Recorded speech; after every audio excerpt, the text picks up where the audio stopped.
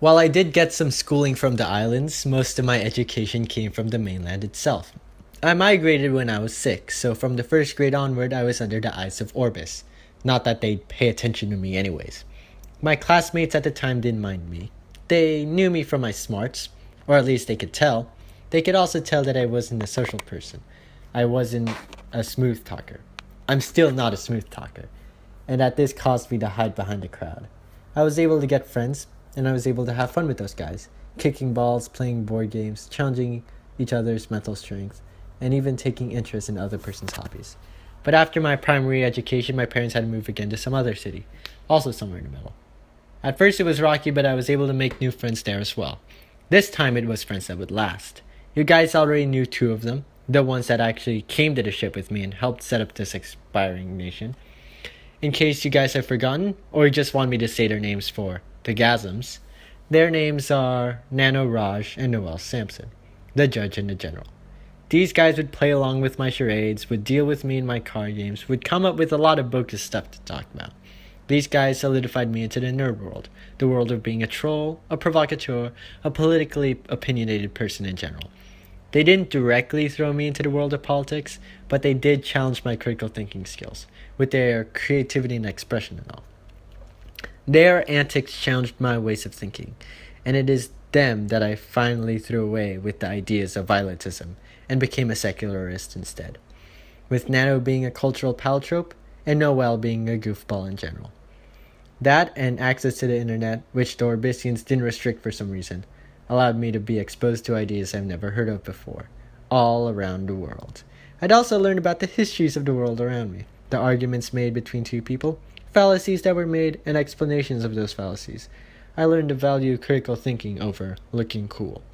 Most important of all, I learned about the Keki Leviora, which featured the Kekis talking about ideas they've always talked about.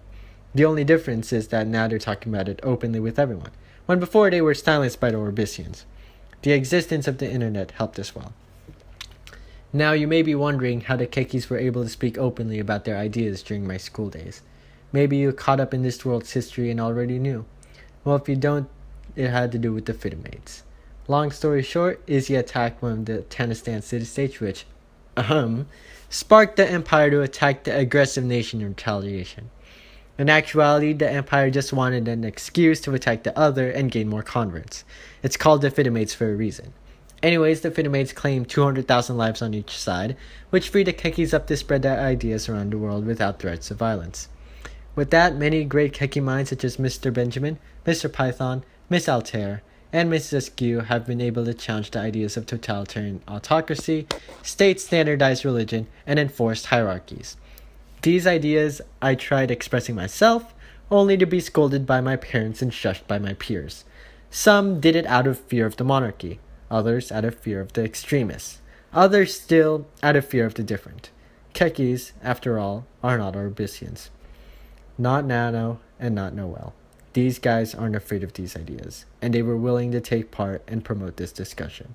They also saw the restrictiveness of the Empire and how much better it could be if people could speak their minds out without fear of silence or punishment. By my second year of high school came the Keki Revolution. By the time I graduated came an independent Kekistan. The Empire responded by increasing travel expenses on those wishing to move to the new nation, and my parents would not want to move there anyway. Still, I respected and adored the people of the nation, and I was grateful that they would greet me so kindly when I entered their land and asked them for help in the construction of our new nation. Those times were truly times to be alive. I may not have done anything during those times, but I've certainly observed it firsthand. And while students of the mid to late 121st century are now reading this moment in their history textbooks, I actually lived during it. I was incredibly lucky. I guess I still am. The truth is, though, nobody else actually cared at the time. Some of my classmates have relatives part of the Orbisian military, some were news freaks, and my friends also knew and rooted for the Kekis along with me. But the revolution was just a little blip in the eyes of most. It was nothing more than another moment to them, just like how it was when we created our own nation.